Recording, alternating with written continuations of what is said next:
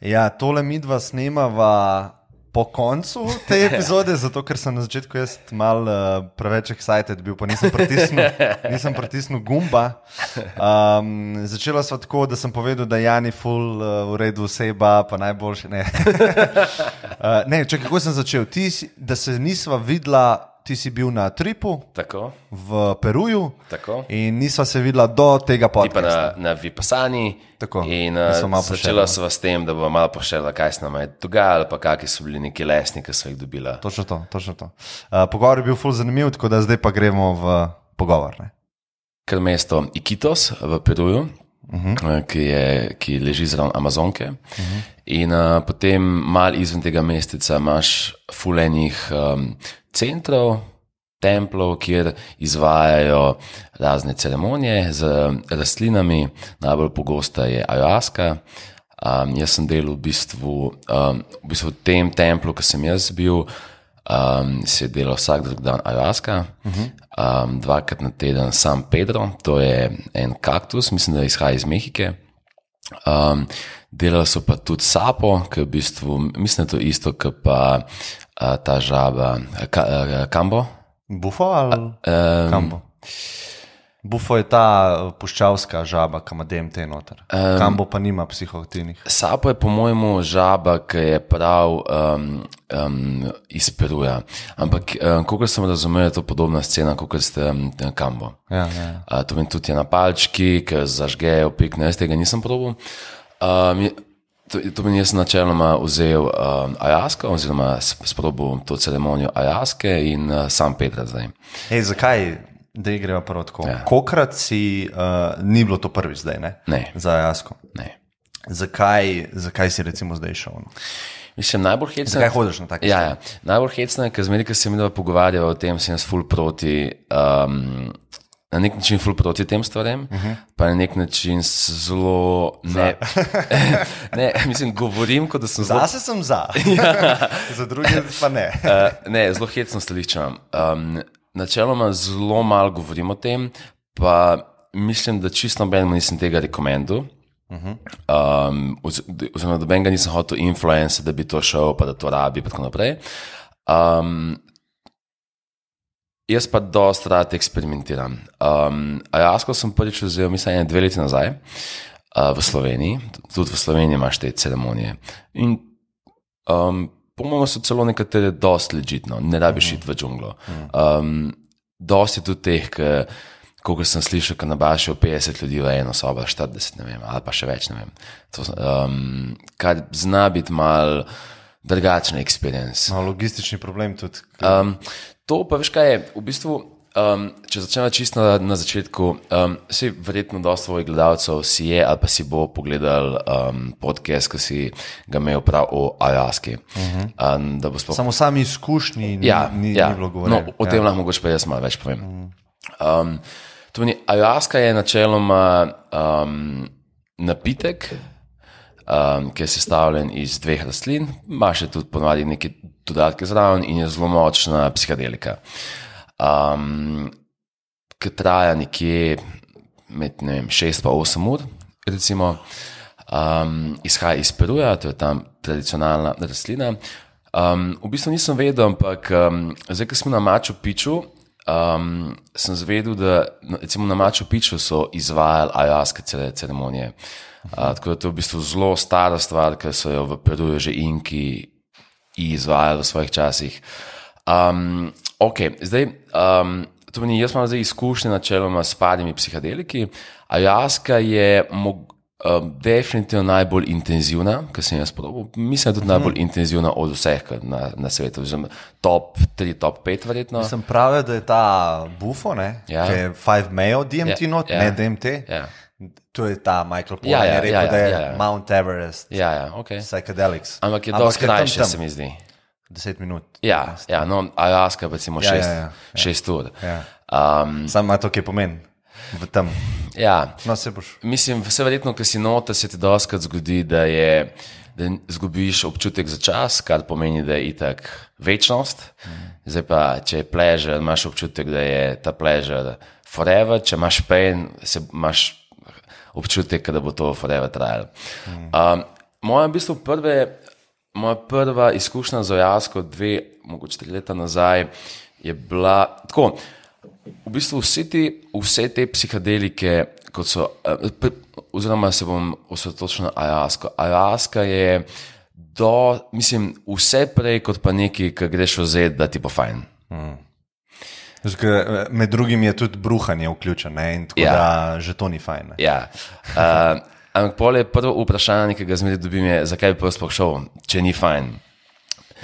Verjetno najboljši odgovor na to je, da ti ajaska, koliko jaz dojemam ajasko, da ti ajaska omogoča neko videti življenje, v sebe, v svet, skozi neko perspektivo, ki je, bom rekel, kar nemogoča brez pomoči ajaske. Težko odmeditiraš, pa dobiš to perspektivo. Težko delaš nek šport tako intenzivno, da bi dobil to perspektivo. To mi dati neko perspektivo, ki je zelo unik. To je moj, kak sem jaz dojemal ajasko. Jaz sem vzel ajasko 3-krat, to mi 2-krat v Sloveniji, 1-krat v Peruju. In to zgleda tako, ponavadi zgleda tako. To se ponavadi jemlje zvečer, včasih to tudi dopoldne, ampak ponavadi je zvečer v temi, pad svečk in šaman razdeli ta napitek. Ti spiješ napitek, ki je najbolj ogabna stvar, ki si jo probal v življenju. Ker te bom malo stavilo, ker imam vprašanje vmes, pa je pozabil. A dobiš ti dozo, ki je prav zate, ali vsi isto dobijo? Količinsko. Oni pravijo, da šaman začuti, koliko ti potrebuješ. Kaj pa ti misliš?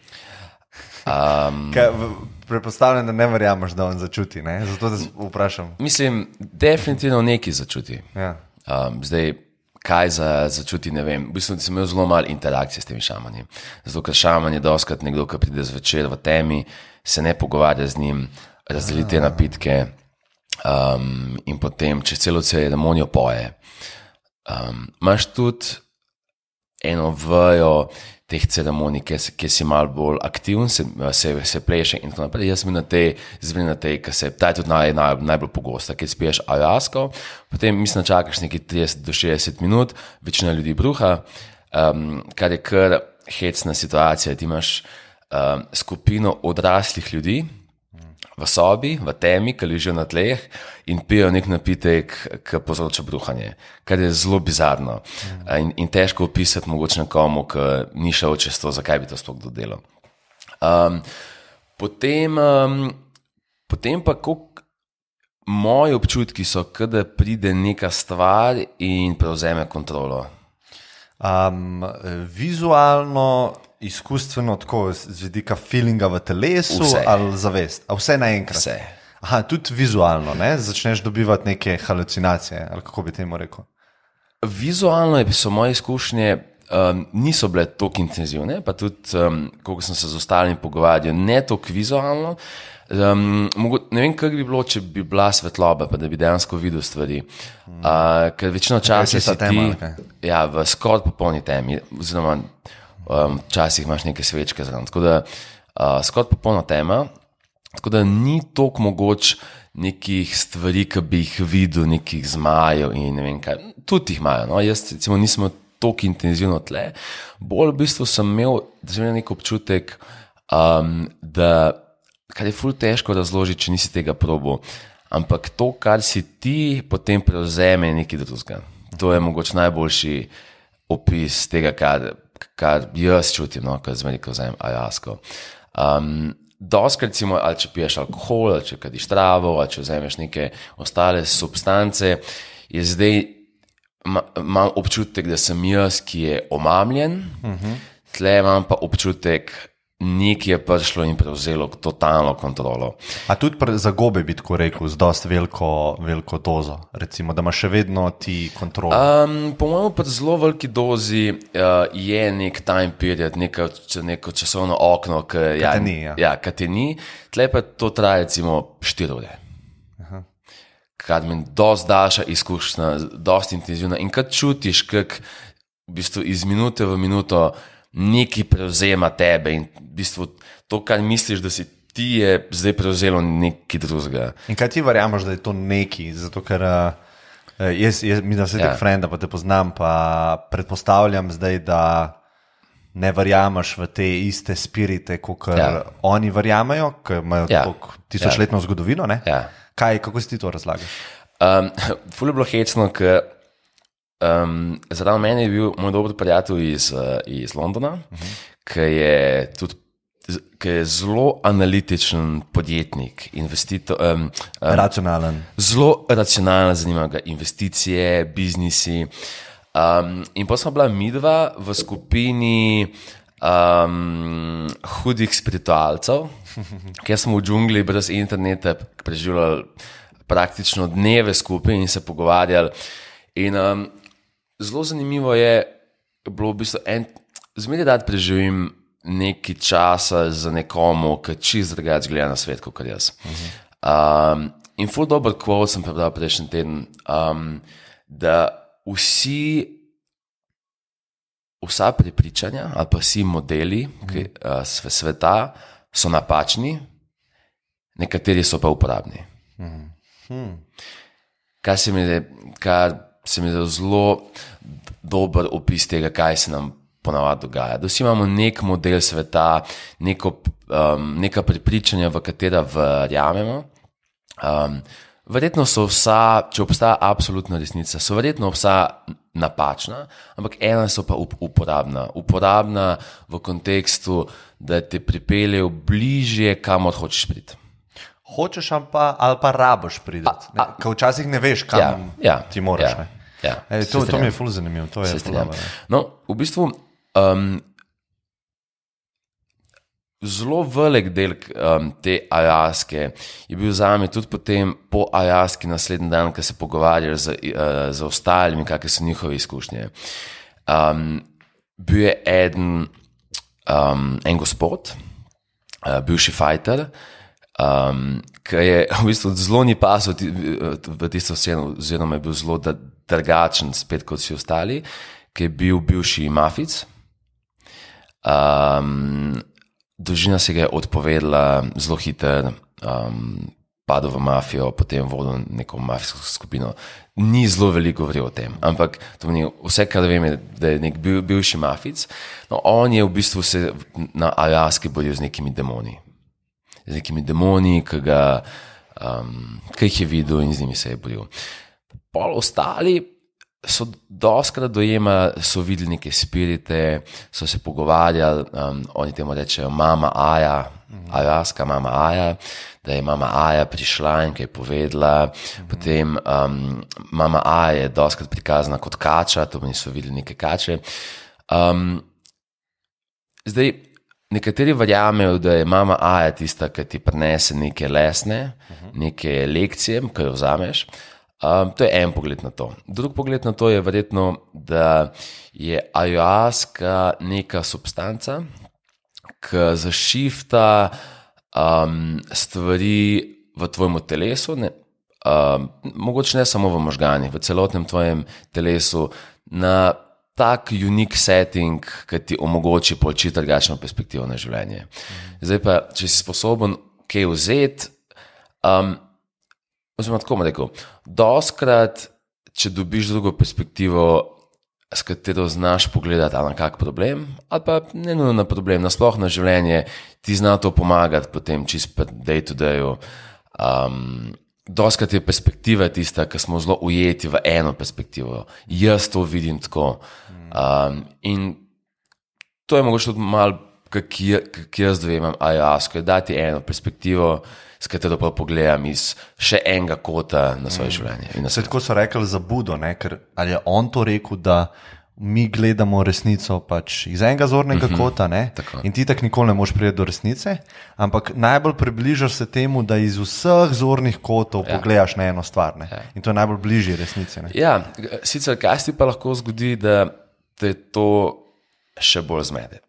Ja, ok. Se pravi, to je res, da je mama oziroma babica Aja pride, ne? In ona je kača in ona ti pomaga. To je za nekatere ljudi popolnoma res. Ne? Za nekatere ljudi to ni res. pa reče, ok, to je psihosomatsko, to Tako. je DMT molekula se veže na to in jaz dobim te feelinge, ne? Ampak težko definiramo, kaj je zares res. Res. Kaj je res res. Ja. No, sej, zaradi tega sem bilo ful fascinantno pol pogovarjati z njimi, kako so izgledali modeli sveta. Zase zmeri misliš, da ko ti dojemaš svet, da je to res, ampak potem vidiš, ko opazujemo stale, vidim, da to je samo model sveta, ki si ga je sestavil in prepričanje, ki ga ima. In potem rečeš, ok, kaj so zdaj moja prepričanja, ker sploh nisem dojel, da so prepričanja. Sem mislil, ne, to tako je, jaz vidim resnico, jaz vem, kaj je res. Ko smo imeli ful budne, v bistvu ne niti budne pogovore, ker res sem se dal v vlogo nekoga, ker sem probal dojeti njihovo perspektivo. Kako pa ti si dojemo to? Kaj točno? Ni mama Aja, predpostavljam, Ja. ne? Ni Kača, nisi videl stvari, kaj se dogaja? Ful je bilo hecno. Čisto prvič, ko sem v Sloveniji vzel ayahuasco, sem rekel na glas, da nek joke v smislu, da je to droga in sem bil tako... Osorni pogled. Da to ni droga, da to je medicine, da to je mama Aja. Jaz to, jaz to dojemam in zmeraj bolj vidim, da je to samo moj model sveta, ki mogoče je bliže resnice kot ostali, mogoče pa davč, ali pa mogoče sploh nima veze, koliko blizu resnice. Je moj model sveta, ki mi verjetno služi. Je, da je to psihadelika, psihadelika pa mene da v neko stanje, ki nisem sposoben brez te psihadelike priti. Marsikdo reče, ne, ampak... Kaj, to ni cool, da to vzemaš, da bi lahko prišel tudi brez tega, a to hočeš? Kaj dvomim, jaz jaz nisem sposoben doživeti to, kaj doživi z pomočjo ali ayahuaske, ali MDMA-ja, ali ostalih stvari. Ampak na koncu dneva je samo ena perspektiva, iz katere lahko vzameš neke lekcije.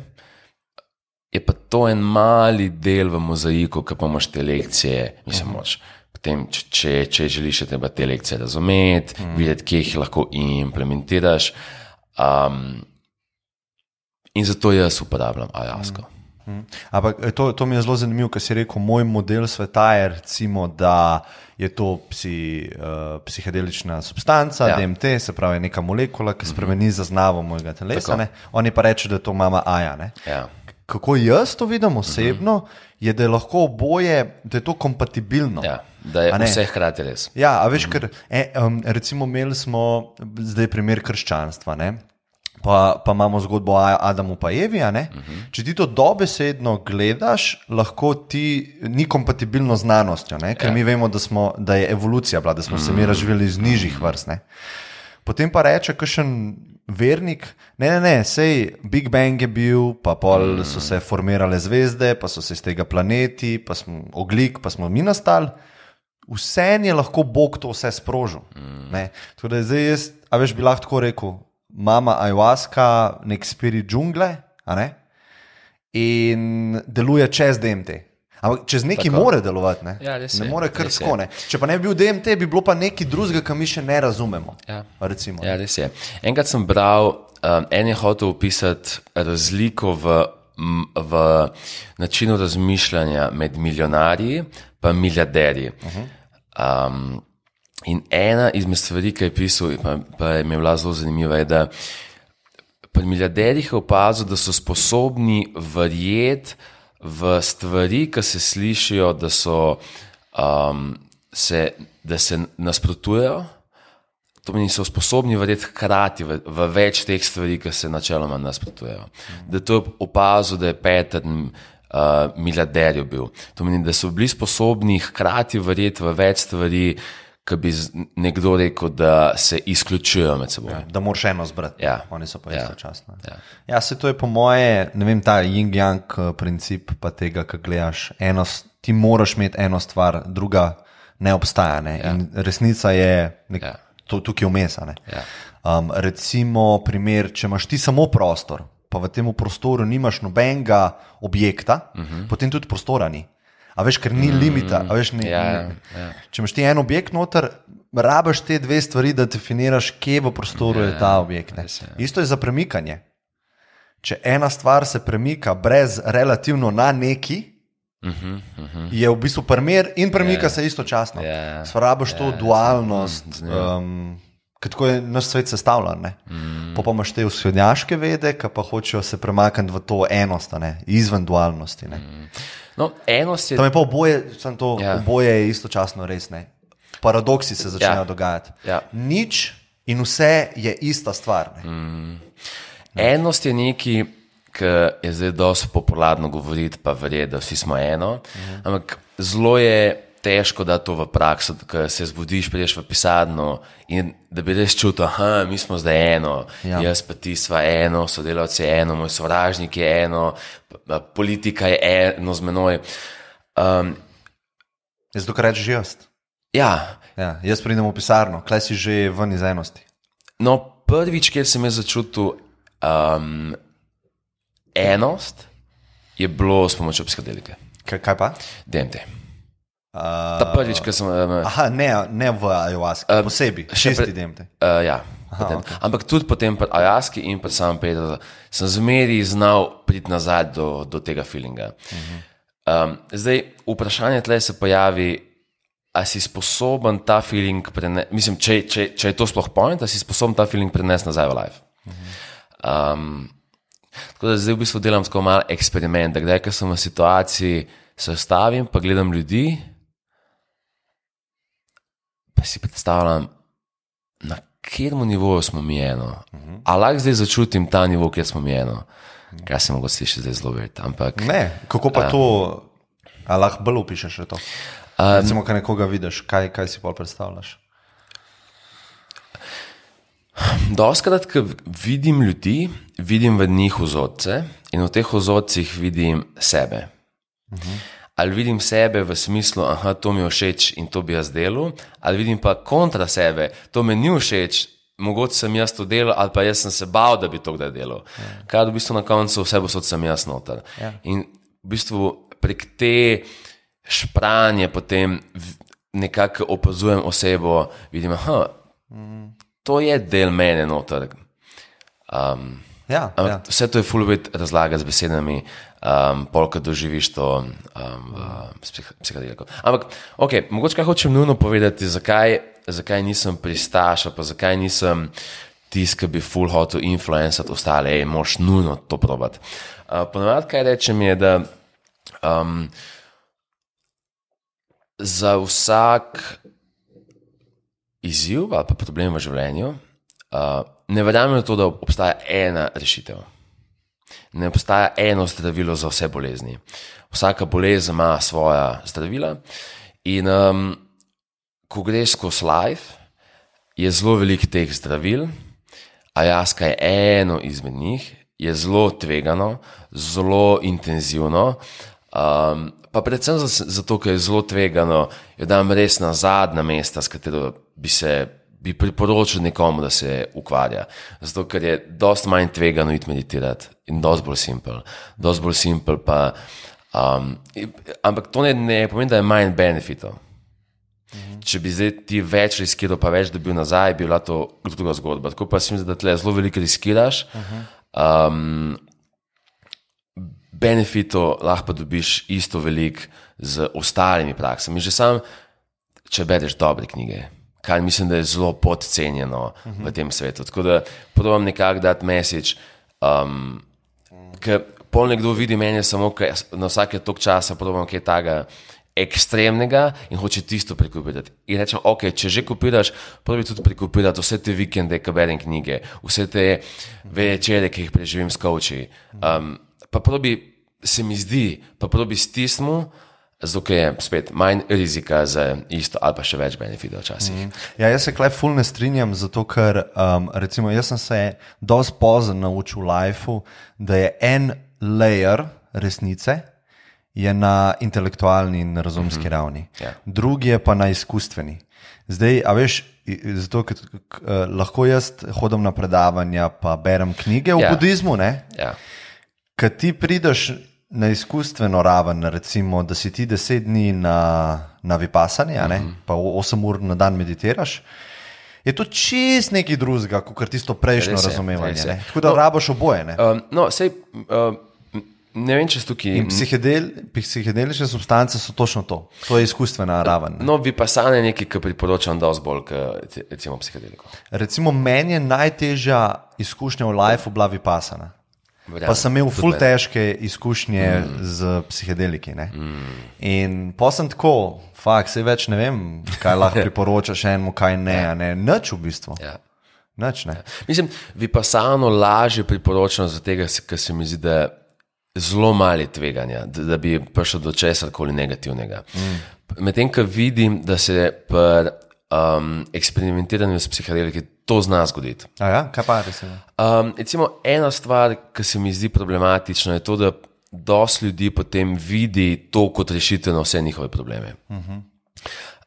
In ti imaš zelo veliko, ne vem, kaj je to zelo veliko, ampak ti imaš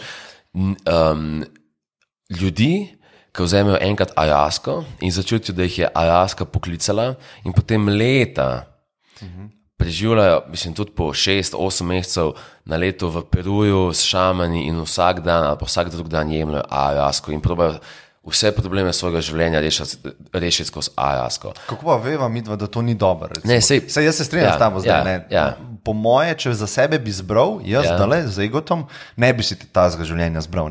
Ampak kako pa ne jaz vem, da je to dobro za nekoga? Ali pa da ni dobro? Veš, kaj morava soditi midva? Morava reči, to je ful slabo, ti greš tja in si 6 mesecev tam. Kaj pa, če je to ful dobro? Kaj pa, če to krmila dela ful slabo? Mal imam občutek, da zelo poenostaviš svet. Zaradi tega, zdi se mi zelo poenostavljeno, da bi obstajala ena rešitev za vse tvoje probleme. Ampak spet, odvisno kaj je njihov cilj, mogoče pa jih to pripelje bliže njihovega cilja. Mogoče, če sva fair, ne vem, če bi kdo rekel, to je rešitev za vse moje probleme. Mogoče iz dejanj, ko mi dva opazujeva, izgleda tako. Definitivno. Ampak če bi njih vprašali, mislim, da bi skoraj vsi rekli ne. Predstavljam si. Mogoče se motim. Ne vem, bi bilo zanimivo vprašati. Preden bomo šla na ostale teme, še povem eno zanimivo zgodbo. Prvi dan se pogovarjam z lastnikom tega centra. Ta gospod se je vozil po Amazonki, najdel neko zemljišče, ga kupil in ga postavil čudovit tempelj. Sred ničesar, to je vse džungle. In tam se zdaj izvaja za pomočjo teh lokalnih šamanov te ceremonije. Kako pa veš, da je legit, ko si najdel stvar? Kako veš, da je ok, da ni full profit oriented scena? Tukaj je zdaj ena predpostavka, da če je for profit, ni ok. Da je zgolj za profit. Zato, ker profit je lahko močna motivacija egu. Ja. In ti, vse vidiš, kaj se dogaja po svetu zaradi tega. Ja. Ti lahko zelo pozabiš etiko, ker imaš en cilj v glavi, moramo revenue dvigati firmi. Ja, res je. Odgovor je mogoče bolj simpel, kot si ga pričakoval. Pogledaš revije, ki imajo vsi ti centri. Zato, ker ti nočeš iti v tempelj, ker si ta prvi. To meni bo šel v tempelj, ker je že nekaj ljudi šlo čez.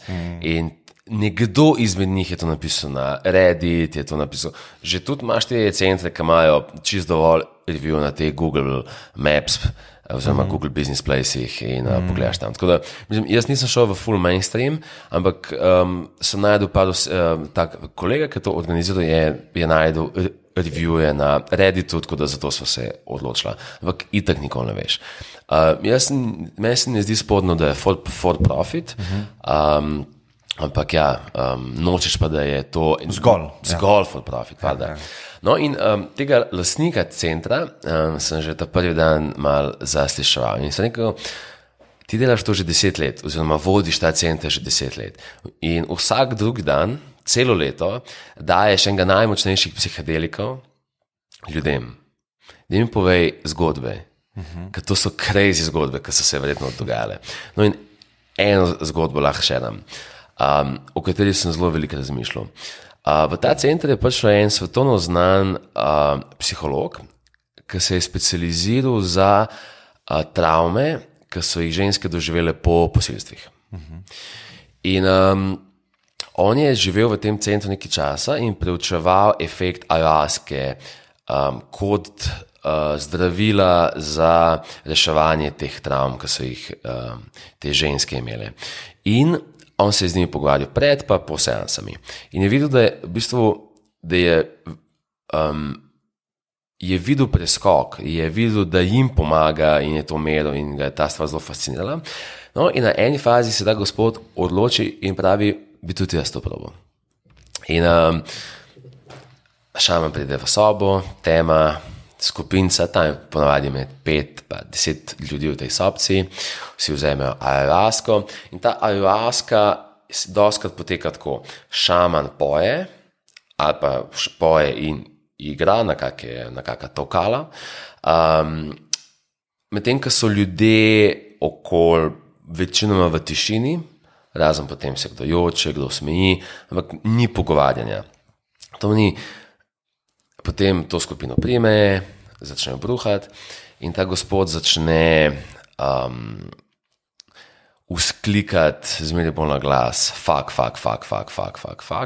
to dokler ni motil vse ostale in potem pravi ta lastnik, da ga pelje stran, tam, ko so WC pa kopalnice, da ga proba umiriti in pod vplivom ayahuaske mu prizna, da spi s svojimi klienti.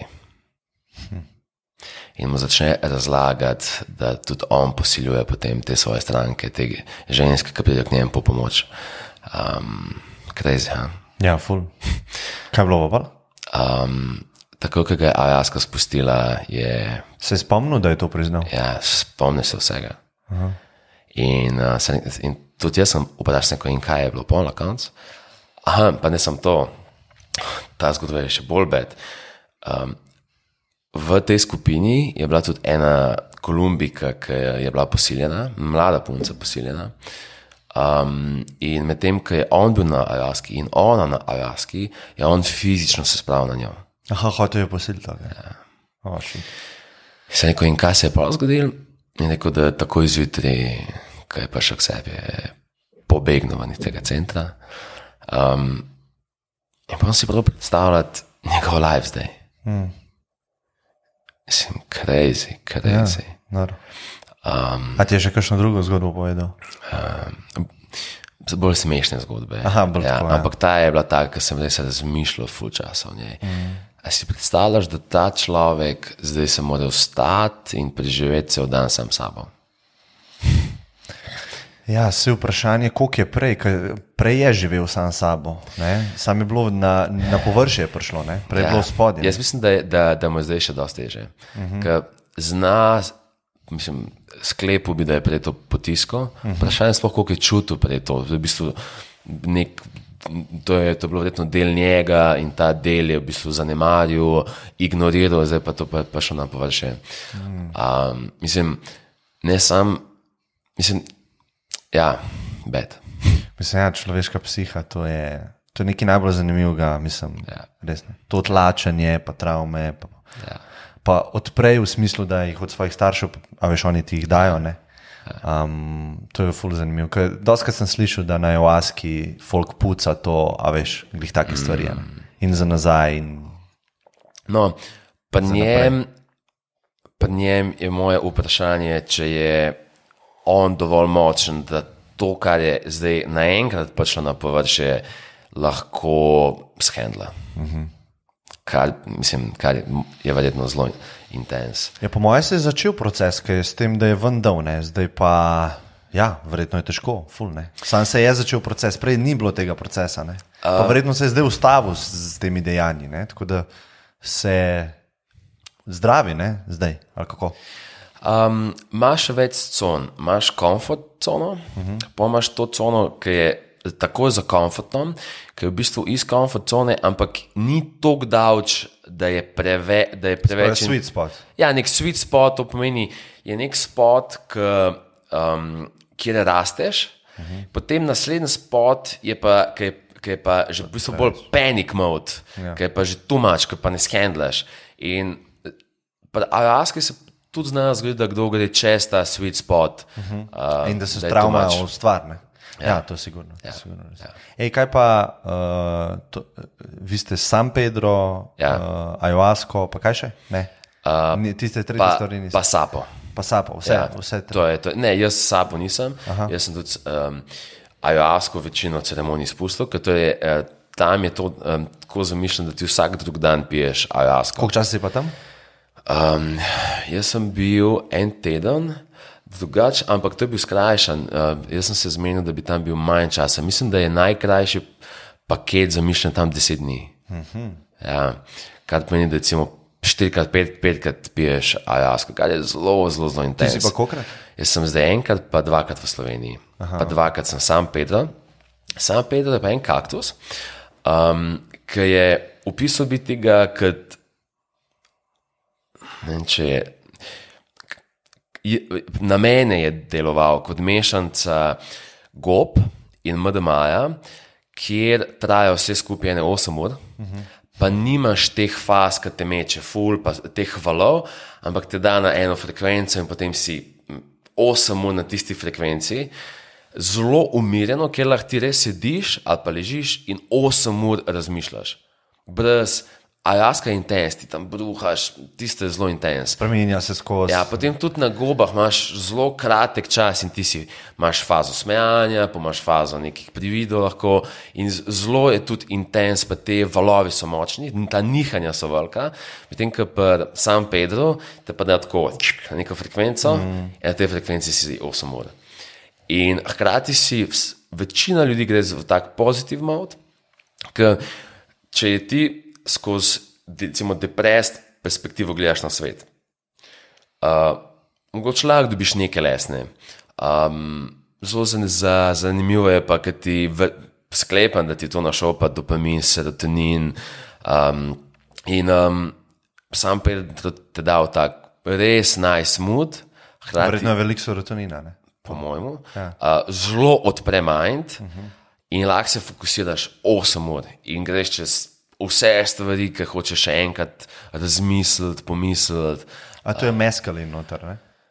Oni to opisujejo kot meskalin energy, medtem ko ayahuasco opisujejo kot ne, ti misliš moška energija. Ja. Jaz mislim meskalin, tale molekula.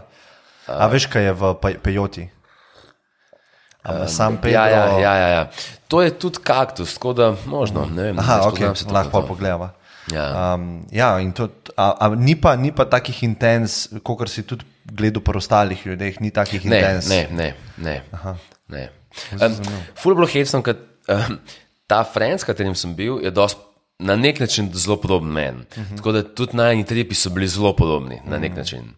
Sam sta bila vedno z drugimi ljudmi, ne? Ja, zdi se največ pogovarjal, ampak tudi, ko sem se z njim pogovarjal, sem videl, da smo bili zelo v podobni. Sicer spet vzemem nazaj. Vsak je imel čist svoj journey. No? Jaz sem vzel 2x in 2x je moj journey bil tak. Tudi od kolega je bil zelo podoben journey. Ja. Kaj pa tvoj journey, ki nisva šla na to izkustveno raven, zdaj sem malo tako opisovala, kaj to je, pa to ne. Kolikor si pripravljen šerati, kva si imel kakšne uvide. Oziroma, zakaj si šel zdaj, zakaj si se odločil, da greš zdaj še enkrat, pa kakšni so bili uvidi na ayahuasci pa San Pedro. Moja prva ayahuasca je bila, jaz bi rekel, da vipassana je bila zame druga najtežja izkušnja. Na vipassani mislim, da sem zmeri, ko smo na vipassani, je bila ful težka izkušnja. To je verjetno podobno, kot mrzatuš, ko misliš, da po enem mesecu ti bo pa pasal. Ja, jaz imam tako izkušnjo. Imaš, Mene zdaj to že, sploh mi ni težko, ne. Cool. Ne, vipassana je bila zmeri težka, ampak ayahuasca mi je bila še težja izkušnja. Predvsem zato, ker toliko časa traja, pa toliko je bilo intens, pa jaz sem na prvi in drugi ayahuasci se spomnil stvari, ki sem jih pozabil. Kar je kar crazy. Sred ayahuasce sem se začel spominjati nekih spominov iz vrtca, iz osnovne šole. Ne vem, če so to glih travme, verjetno neke male travmice. Sem se enega fanta, ki mi je rekel v 4. razredu, ne vem, ti imaš neki velike zobe, ali ne vem, ali razmak med zobmi, ali ne vem, neka ta scena je bila, se spomnil, kako je on prišel ven in mi to rekel. In je bilo tako, wow, a to je še vedno nek moment, ta spomin. Pol je eden umazal neko kopalnico v osnovni šoli, v drugem razredu, in jaz sem ga zatožil in on mi je zagrozil. Tako neki crazy spomini, ki sem tako, wow, to je še vedno nek del mene in zdaj si predstavljam, da pride par 100 spominov na plano v roku, recimo 6 ur. Ali so vključno z emocijami prišli te spomini, ali sam spomini, ki si videl ti to situacijo? Ali je bila tako emocija zraven? Spomin je pač brez emocije, se pa vse to dogaja v kontekstu, ki ti je fizično slabo, ti ali si bruha, ali boš bruha, ali vmes malo bruhaš, tako da je vse zelo tudi fizično intens. Sam spomin nisem čutil, da je prišel spomin z nekim čustvom. Ayahuasca je zelo težko, ker ni tako, sam Pedro je simpel, zato ker imaš ti eno stvar in lahko v tej stvari razmišljaš. Lahko tudi biti vseh 8 ur razmišljal o eni stvari, medtem ko pri ayahuasci je kar nek rafal nekih čustev, nekih spominov, tako da je zelo, zelo divja vožnja. In ja, vsi me sprašujejo, ok, kaj si odnesel od ayahuasce? Pa lahko mogoče par, ki se jih najprej spomnim, pa sem imel največji impact. Pri prvi ayahuasci sem začutil, koliko se ne počutim povezanega z naravo.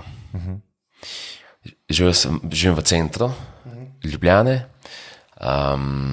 večino časa sem na računalniku, obut, to pomeni, nikoli se moja koža niti ne dotakne, nič naravnega živega.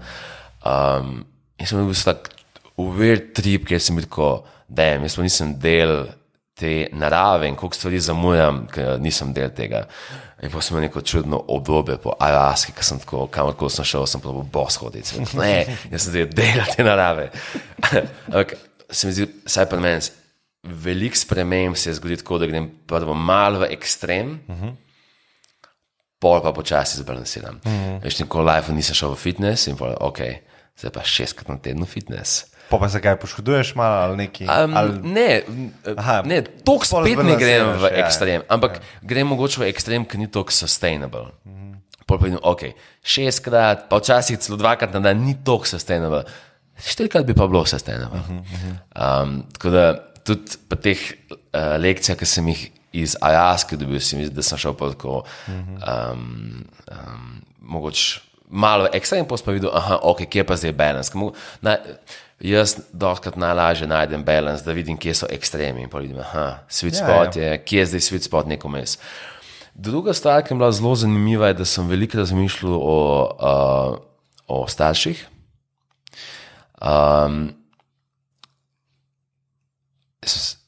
In odnosu med nami. David Deida je pisal v svoji knjigi The Way of the Superior Man, je tako zelo bold izjavo not napisal. In sicer je napisal, fant postane moški šele takrat, ko mu umre oče. Ali zares, ali pa kot figura očetovstva.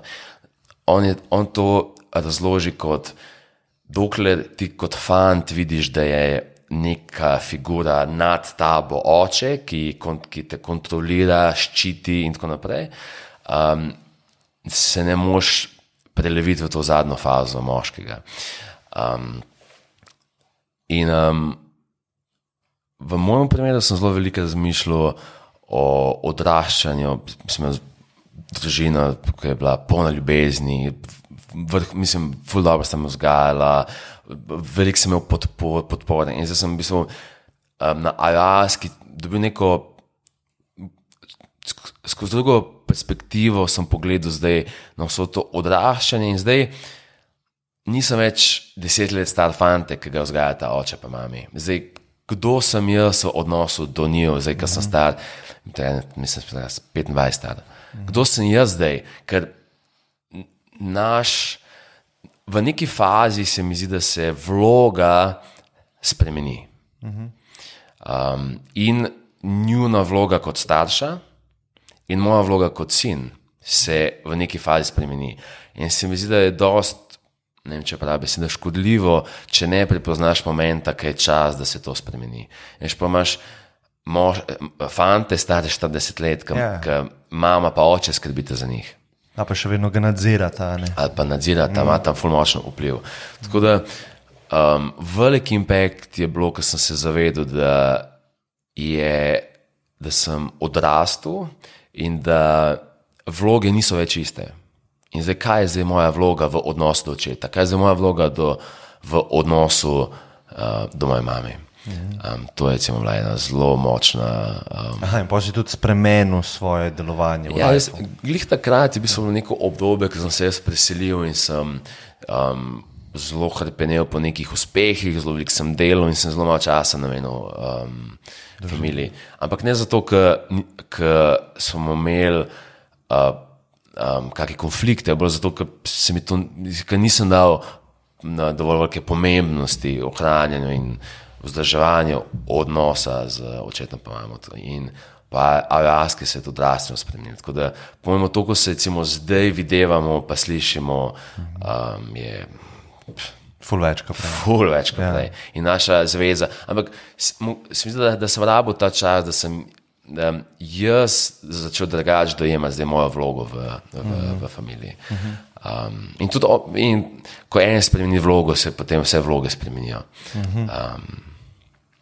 Se mi zdi. To je bila mogoče ena velikih stvari, ki sem jo spremenil po Alaski. Sam Pedro, sem imel pa, to meni, če sem vzel 2krat, pa zmeraj trajalo 8, sem imel 16 tudi, da sem razmišljal o svojih prepričanjih. In probo razumeti in katera mi služi in katera mi ne služijo. In probo sem razumeti, kje ne štekam sveta in če si ga znam zdajle razložiti. Skozi to perspektivo, če znam, če kaj bolj razumem, če je kaj bolj jasno. Zato sem uporabil sam Pedro. Bi bilo pa zelo zanimivo, če bi se dal zmed, če imela Alaska pa sam Pedro, koliko velik vpliv na moje življenje recimo, je imelo to v primerjavi z Vipassanom. Recimo, zame je predvsem prva Vipassana bila zelo life-changing. Ti si zdaj šel čez prvo Vipassano, kaj so stvari, ki jih čutiš, ali pa kaj so bile neke lekcije, ali pa kaj se je spremenilo po tebi? Mislim, prvo me je itak totalno presenetilo, koliko težko mi je bilo. Ne? Jaz sem, itak ljudje rečejo, kaj so že bili, ne? Ja, ful je hard, pa bolel te bo hrbet, pa nasplošno je težka izkušnja. Deva samo mogoče pa, se verjetno ne vejo vsi, kaj je Vipassana. To je v bistvu tradicija, način meditacije, ki je učil Buda. Se pravi budistična vrsta meditacije, s katerim se pucaš in prideš do, mislim, je neka pota, ta dharma. Ko pa mi zdaj rečeva Vipassana, pa govoriva o kursu, ki traja 10 dni, kjer bolj kot ne vseh 10 dni meditiraš v tišini, z nobenim se ne pogovarjaš, niti ne gledaš v oči. Ja, se pravi, ta noble silence je, teh 10 dni z nobenim se ne pogovarjaš, nobene mimike ne smeš imeti, nobenih kreten, z nobenim, ne. Razen s tistimi, ki so tam pač zaposleni, da ti kaj pomagajo, če kaj narobe, ne. In pa meditiraš 8 ur na dan, ne. Naj bi meditiral, ne. Pol pa pač eni se odločijo, da ja, eni pa se malo sprehajajo, ne. Tako da to, no. In jaz sem šel zdaj prvič v Makedonijo, sem šla v bistvu skupaj z očetom. Ja, in presenetil me je takoj drugi dan, da ne bo to tako easy. Ti si malo pa čakal, da jaz sem premalo meditiral. Ja, jaz meditiram itak vsak dan, to bo full simple. Mislim, ne full simple, verjetno bo težko, ampak končno bom imel jaz čas, da v miru meditiram in to bo full dobro. In to v bistvu vidiš, da vse ego konstruira. Ne? In tudi to, da sem šel, to je bil tudi ego. Ne? Ampak pol, ko se enkrat tam znajdeš, ne? Drugi dan recimo, ne? Pol začneš videti, da to ni joke. Ne? Ker drugi dan ti si tam že 2 polna dneva in že to je veliko. Meditira 8 ur na dan, ne? Šok je za zavest, šok je za telo. In potem vidiš, da imaš še 8 polnih dni. Ne? In pa začne malo mentalne igrice igrati. Ne? In jaz kaj sem dobil ven, je to, da sem na izkustveni ravni si dokazal, da več misli pomeni je enako več trpljenja. Ne, ker jaz sem to itak vsi, ki to poslušajo, vejo. To smo brali, pa, a veš, moraš biti clear-minded, pa mindfulness, pa to je zdaj ful popularno. Ampak jaz sem to na intelektualni ravni razumel. Ne? Jaz sem mogel to zares preizkusiti in to je, kada bi delal neko tako operacijo na svoji zavesti teh 10 dni. Ne? Ti si ta kirurg in ti si pacient. In ti najprej odpreš sebe, ne? In to je ful boleče, in potem gledaš noter, raziskuješ. Ti si v bistvu nek znanstvenik na izkustveni ravni, ne na intelektualni. In to je čist nek drug layer. Ne? Potem pa 4., 5., 6. dan depresija. Ne? Čista depresija. Ampak najtežji del ti je bil fizičen, ti je bil to, kar si sam sabo, ti je kaj? Kombinacija. Se pravi, jaz sem se ful boril z bolečinami v hrbtu, ampak nimam nobenih poškodb, to vsi vprašajo prvo. Pač to je te 2 mišici, ki sta ob hrbtenici, ne? Ti imaš toliko zakrčene, ker nisi navajen naslonjen brez naslonjala. Ne? In to se ti prvi dan zakrči in do zadnjega dneva je kamen. Ja, kamen. Fizična bolečina je bila najmočnejša v mojem življenju. Točno se zdaj spomnim, ker sem sedel, mislim, da tam 7. dan, 6. dan in sem rekel, jaz nikoli še nisem take izkušnje imel, intenzivne. Moja zavest ni zaznavala še takih intenzivnih občutkov. Kada bi mi nekdo z nožem v hrbet rezal konstantno. Medtem, ko nimaš nič, s katerim bi se lahko zamotil. Ne. Zamotiš se lahko s tehniko. In to je v bistvu, kar ti oni rečejo, tako se dela vipassana, to je tehnika, ne? In to je tvoja naloga. In ti tudi sebi to rečeš, to je moja naloga. Ampak potem pa te začnejo ti demoni napadati. Misli, koliko je še do konca, kaj bom delal, ko prijem ven iz vipassane. Kaj je point tega? Kaj je point tega? Mislim, na vse načine hoče ego te spraviti ven iz tega, ker ti je neprijetno. Ne? No, in čakaj, ti si vprašal za to bolečino, ja. In 4., 5., 6. dan sem imel pa mentalno full depresijo, mislim, čisto depresijo. In takrat, ko sem bil v depresiji, nisem razumel pointa tega. In sem bil prav jezen na te inštruktorje, jezen sem bil na to celo stvar. Gledal sem ljudi, kako trpijo okoli mene, kako se jokajo. A še eni so boleli hrbta, eni so imeli travme neke, ne vem, vse živo. Ne? In sem hotel iti prav tja do učiteljev in reči, a se vi zabavate? Mislim, to kar vi delate, ni humano. Ne? Ampak polka prideš ven iz tega. Kaj, 6. dan, 7. A ven iz tega? Ja, 7. dan. Je zate bilo, ko sprašovan. Ja, mal se je že začel se vitati v glavi, da sam sebi to delam. Ne? A veš, ker to sem začel probavati. Več, ko imam misli, sem videl, več trpim. In pa grem jaz testirati to. Ne? In sem probal biti mindful čez cel dan, ko jem, ko hodim. Čim sem eno misel imel o zunanjem svetu ali pa koliko časa je do konca, sem se jaz probal nazaj na dihanje osredotočiti. In pa sem jaz zelo jasno vidiš, da med meditacijo manj trpiš, manj imaš misli, manj te napada, manj te boli. Ne? In to sem rabil neki dni, da sem se pač naučil dokončno. Ne? Potem pa 8. dan, to je pa najbolj zanimiva stvar, sem pa sedel, je bila ta meditacija, ko se ne premikaš 1 uro, ne? In me je ful bolel spet. Ne? In jaz sem imel že tako, preden sem šel sedeti, preden sem šel meditirati, sem imel že skoraj malo anksioznost, ker sem vedel, kaj me čaka zdaj 1 uro, trpljenje, kaj da bi šel sam v neko močilnico. Ja. In sem imel tako anxiety, ne? Potem sem se usedel in se spet začne ta pain. Ne? Potem pa jaz šel osredotočiti se na tehniko. In očitno sem imel toliko že streniran mind, da mi je nekako to uspel. Da me je bolel od zadaj, kot da bi meni rezal z nožem. Jaz sem bil pa toliko ustrajen, da sem delal tehniko. In potem se je en moment bolečina od zadaj ni se razblinila. Bila je še vedno tam, ampak me ni več motila. Wow. Ista je bila, ne da je manj intenzivna. Ampak jaz sem, da sem se pomaknil nekam drugam, tako, in sem gledal nekoga tretjega, ki se mu nekaj dogaja. Ne? Hudo. In pa sem prišel ven iz te meditacije in hodil tam. Mi smo bili v Makedoniji, gore okol, zvezdnato nebo, noben hiš nikjer, ne? Res smo bili na samem, lepa narava. Sem gledal te gore, nobene misli nisem imel in jaz ko, fuck, nobene misli nimam. In potem si rečem, to je tudi misel, ne, po stran, ne. In effortlessly gre stran ta misel. Wow. In jaz naprej hodim in pol prihaja nova misel in že takole jo čutim in jaz jo spustim noter in ta misel je, pizda, zdaj mi nič ne manjka, ne. In pol tako, čakaj malo.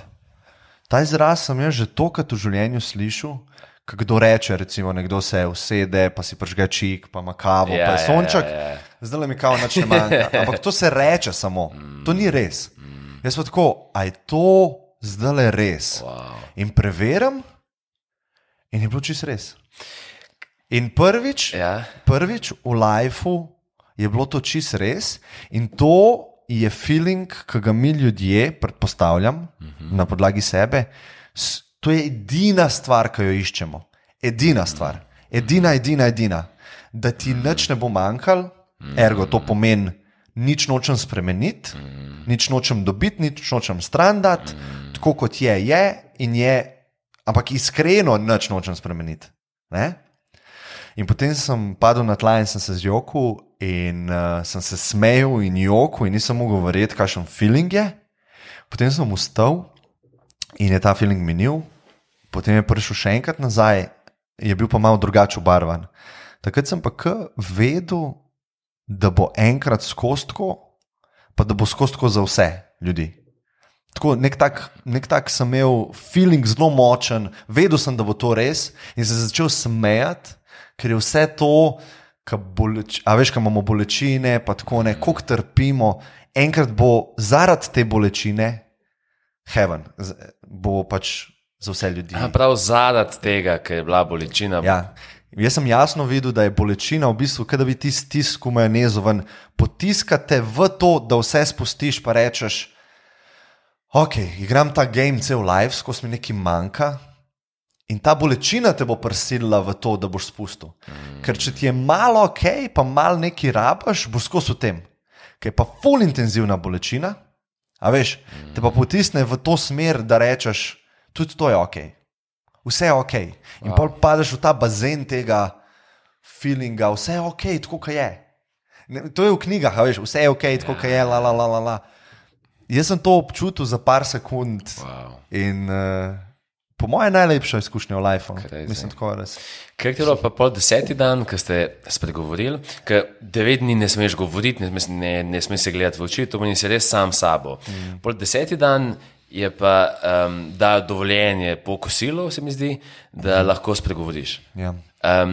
A si začutil spremembo vajba v sekundi, ko je folk začel govoriti? Ja, itak. Mislim, ti pri sebi vidiš, da si senzibilen. Jaz sem tako smo sedeli, v krogu smo stali in smo se pogovarjali in malo tišina, a veš, pogovarjamo se 5 minut, itak 10 dni se je držal to noter, 5 minut, 10 minut, pa kar tako tišina, 3 sekunde, 4 in jaz ko čutim vse not v sebi, da je zdaj nekaj smešnega reči. Zakaj zdaj tišina? In to sem videl, da se mi skozi dogaja v vseh interakcijah, ampak nisi pozoren. Zdaj pa slišiš, ker si toliko senzibilen in jaz to povem ostalim, ima kdo ta feeling? Pa je tako, vsi imamo ta feeling. In je bilo ok, pač bili smo v tem feelingu. Ampak koliko si delamo teh stvari sami, ne? Sam nisi aware, nisi pozoren. Ne? Ja, to. Kaj pa tebi? To meni na Vipassani je prepovedano, pod narekovaji, masturbirati. Tudi masturbiram. Tako da Jan je prekršil vsa pravila. Ne, hotel sem to reči. Je prepovedano izvajati kakršnekoli religijske rituale, prakse, jogo. To pomeni, tam te načeloma hočejo dati v ta staj, da ti samo meditiraš in to je to. In vzamejo ti vse te križe, če imaš, moliti ne smeš in tako naprej. Je bil pa en Italijan, ki sem ga videl vsak dan, da je molil. A tako? Da preden je jedel, da je zmolil. In bolj... Zato že. Ne, nisem ga zato že. Ne, tako, vmes, ko sem ga videl, sem bil tako, on pa moli, a to zve, da ne sme moliti. No, in bolj čisto na koncu se pogovarjamo in mu eden reče tako, a ti si molil? Pa on tako, in to simpatično, da se še dan spomnim. In on tako ful prikupen Italijan pravi tako, ne, jaz sem se sam kravici za mleko zahvalil vsako jutro. Ja, vidiš, to naši... Koliko si imel pa tako, a si izbral kakšne ljudi, ki so ti že na začetku šli mal na živce, pa se je to stopnjevalo tekom vipasane. Sploh kdo, ki je full noisy, kakšne zvoke dela, ki se skozi premika in si tako, dajmo del bod na mir. Ampak tako diha, full na glas. In jaz sem se pol s tem mogel betlati, a veš, da ni prav, veš, da ni lepo. Pa jaz sem že prej slišal od ljudi, ki so na vipasani, da se točno to dogaja, da ti stojiš v vrsti za hrano in en si full na grab in ti imaš tako, pa kaj si zdaj to, on to grab. Pa kjer idioti? A veš, skozi imaš ta judgment, ne? Jaz sem vedel, da se bo to dogajalo, ampak nisem mogel ustaviti. In meni je bilo to toliko fascinantno, kaj naš mind dela. Mi mislimo, da imamo pod kontrolo naš mind. To sploh nismo mi. To sploh nismo mi. Ne? To je sam iluzija, da je ta glas, da smo to mi. In šele takrat, ko si v situaciji, ki tega ne moreš ustaviti, vidiš, da je to čist nekaj drugega kot ti. Da je to proces, ki se sam izvaja, ne? Na podlagi prejšnjih, ne vem, ego, ne? Na podlagi prejšnjih izkušenj, vrednota. Ne? Jaz sem zdaj kao vrednota skromen in mal si bom vzel hrane. Ne? In eni si vzeme več in tebi se avtomatsko to sproži. Ni zavestno. Ne? Jaz sem po mojem delu vse te stvari na prvi vipasani, bil sem tako lačen, da sem si... To so oni tebe pa gledali. Ja. Po mojem sem bil full glasen, ker skozi te neki boli, pa... Jaz se kar spomnim, da zmeri prvi dni sem bil tam anxious, ker se nisem mogel premikati. Če se ne premikaš zato, ker ti izbereš, da se ne premikaš, ker gledaš film, je ok. Tako, ker ti en reče, ne se premikati, delaš ti še naprej isto stvar, sam zdaj veš, da če pa bi se hotel premikati, se pa ne moreš. In tam je ta feeling, ne smem se premikati, ne moram se premikati. Nekaj ni po tvoje. Ja, nekaj ni po tvoje. Po ego, v smislu ega, ne, nekaj ni v smislu. Pol čisto na začetku vprašajo, če ima kdo probleme s hrbtom in ti hkrati jih nimaš, ampak jih imaš. Mislim, nimaš tako poškodbe, ampak ful te boli hrbet. Pa si kaj razmišljal tako, ko si imel bolečine, a se lahko poškodujem, a je to ok, da me to boli? Ne, to ne. V bistvu jaz sem še tako, jaz sem slišal od enega starejšega kolega, jaz sem takrat prvič mislil 20, ko sem šel na vipassano, po mojemu. In on je jaz sem slišal od nekoga, ki je slišal, da obstaja nekaj, kamor gre za 10 dni in ti tam samo meditiraš. In sem rekel, hodo, dajmo probati. In jaz sem šel na vipassano, še preden bi jaz kadarkoli probal meditirati. Jaz nisem vedel, kaj je to meditacija. In ta prva meditacija je ta prvi dan ob 6 zjutraj. In jaz sem... Mi smo imeli že zvečer, ko smo prišli. Mi smo prvič meditirali, mislim, da zjutraj. Ob 5 ali ob 6, mislim, ob 6 se meditira. 4:30. 4:30 se meditira peč. No, na tem prvem terminu so me posedli, tako da sem se lahko naslonil na steno in jaz sem zaspal. In pol na koncu spustil ta gong in jaz sem mislil, wow, a toliko simpel je meditirati, pa še to je pa luštno. Jaz sem zaspal. Luštno fajn, ja. Pa sem, ok, to sem jaz spal, to ni bila meditacija. Tako da jaz nisem nikoli niti probal meditirati, preden šel na prvo vipassano. Ampak sem se bolj prepustil, sem rekel, ok, to že delajo full let, milijon folka je šlo čez, ok, pol že vejo, kaj delajo. Tako da s tem nisem imel problema. Bolj sem imel problem, da me je zanimalo full stvari, kako dajati to v prakso. Recimo, oni prakticirajo to, da nimajo fizičnih dotikov med sabo. Tudi v življenju, ne samo znotraj teh 10 dni. To me je bilo tako, kako nimaš fizičnih dotikov z partnerjem, recimo. Take stvari so me ful zanimale. Ne, se oni, kdo misliš oni? To pomeni ta učitelj, oziroma 2 učitelja sta ponavadi, oni zelo omejujejo fizične dotike, recimo s partnerjem. Oni nimajo ne spolnih odnosov, ne objemov, ne dotikov. Sam to niso nič tam učili. Ne, to sploh ne omenjajo. Ne. Jaz sem samo hotel razumeti, kako pol oni dajo vse to v prakso, kako dejansko oni živijo. Jaz sem vedel, ok, to je zdaj nek ekstrem, ko meditiramo, kako pa zdaj njihov live zgleda in kako lahko jaz spremenim svoj live glede na te lesne, ki jih le dobim. To je recimo me zelo zanimalo. Kaj se je meni zgodilo, a si ti imel zelo veliko idej, ki sem imel feeling, da so dobre ideje, pa bi jih bilo škoda pozabiti. Jaz sem imel s tem problem. Tako, zdaj imam res dobre ideje, škoda bi bilo, da jih pozabim. Veš kaj, jaz sem se dosti hitro sprijaznil, da eno je imel sem biznis ideje, ustvarjalne ideje, drugi so bili pa insighti za life. Lahko rečemo, da so tudi ideje. Se pravi, zato jaz trpim tam v mojemu navadnem lifeu. Ampak jaz sem se dosti hitro začel zavedati, da bom jaz to vse pozabil. Zato, ker teh 10 dni je približno, jaz sem imel feeling, da je 60 dni, ali pa recimo 10 dni na dan, po feelingu. In koliko se tebi stvari zgodi tam v 1 uri, se ti tukaj v parih dneh. Zato, ker si tok noter, nič se ne dogaja. Klej se zamotaš, žgeš Netflix, narediš si hrano, nekaj sanjaš. Tam si pa samo o sebi razmišljaš, o svojem življenju, o svoji bolečini. Jaz sem imel toliko insightov, da sem se odločil, da ko pridejo, jih bom pač spustil. Nimam si nikamor za zapisati, lahko bi pač knjigo tam napisal. In zdaj se jih ne spomnim. Ampak jaz vem, ker sem imel debate, terapije sam s sabo. In sem vedel, verjamem, da se bo nekje v podzavest hranil. Ne rabiš na tej najvišji ravni držati. Pozabil boš. Tako da, in pa sem tudi biznis ideje, tako pač do strani. Verjetno bojo prišle same, enkrat spet nazaj, na površje. Tako da je pa ful zanimiva izkušnja. Sploh, ko sem bil tam, sem rekel tako, najhujša izkušnja, nobenemu ne bom priporočil.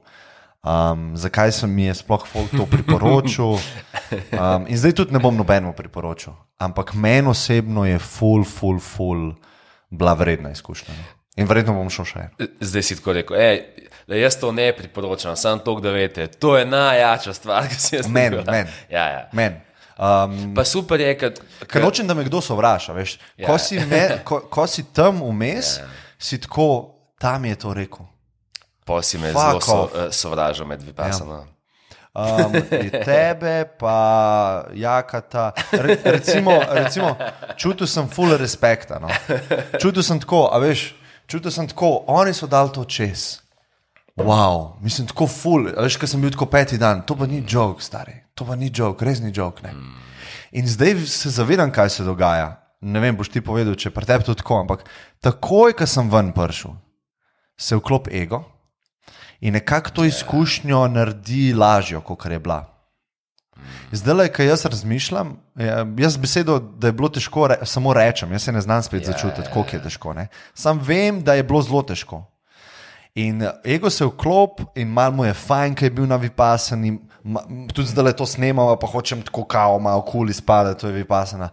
Ampak to je zelo osebna izkušnja, zelo intenzivna in vsak ima pa svoj journey. To težko primerjamo med sabo. No, verjetno je univerzalna resnica, ki bi se večina ljudi strinjala, da sploh prvi vipasane so zelo težke. To je po mojemu univerzalno. No, jaz nimam izkušnje, ampak pol je lažje, kaj? Ne, To ne vem, ampak zihe ta prve bi skoraj vsi rekli, da so zelo težke. To je po mojemu univerzalno, kar bi se vsi strinjali. Ja. Kaj jaz sem tako, recimo, itak odštevaš dneve, hočeš prijeti ven.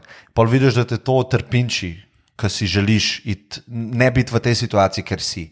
In to je zelo zanimivo, so ta kurs sestavili, da se to zgodi. Ne vem, če se vsem to zgodi, ampak načrtno sebe daš v depresijo, da se lahko tam analiziraš. Ne? In v bistvu analiziraš, zakaj sem v depresiji.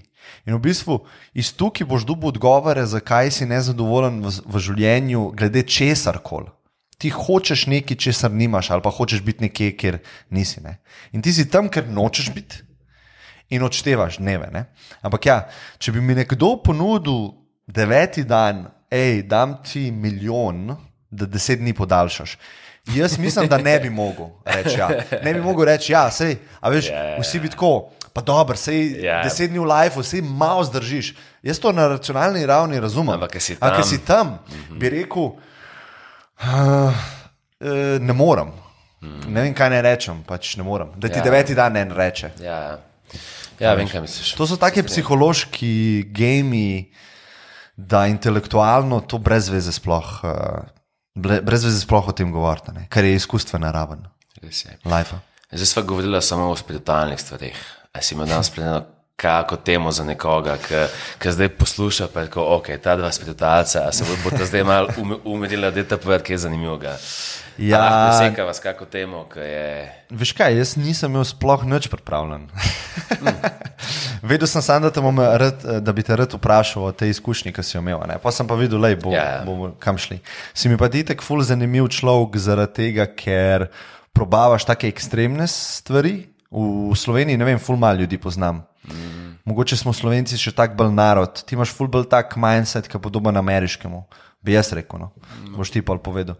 Ampak probo si že ful stvari, ampak če bi eno tako glavno nic mogel zbrati pri tebi, je to, da ti hočeš ta life, karkoli že to je, najbolj nekako narediti, tako kot ti rečeš, epic, ali pa hočeš ga zoptimizirati, da je čim bolj boljši, a ne tako. No. Torej lahko malo o tem govoriva. Ti si bil tudi v Ameriki na enem seminarju, če se ne motim, za kupovanje firm. Ne, to ne. Ja, bil je nek biznis seminar. Lahko malo o biznisu tudi lahko. Kako gledaš. Eno stvar. Zdaj sem malo, Mike. Takole, mi je šel. Alo, pridi. Ja, v bistvu sem zelo veliko se tudi s tem ukvarjal, odkot ta moja želja potem, da sem želel več od life, da sem zmeri hotel imeti epic lifestyle, da sem hotel, da mi se dobre stvari dogajajo, da je life zanimiv. Kar tudi verjetno izhaja iz tega, da nisem bil sposoben sedeti sam s sabo.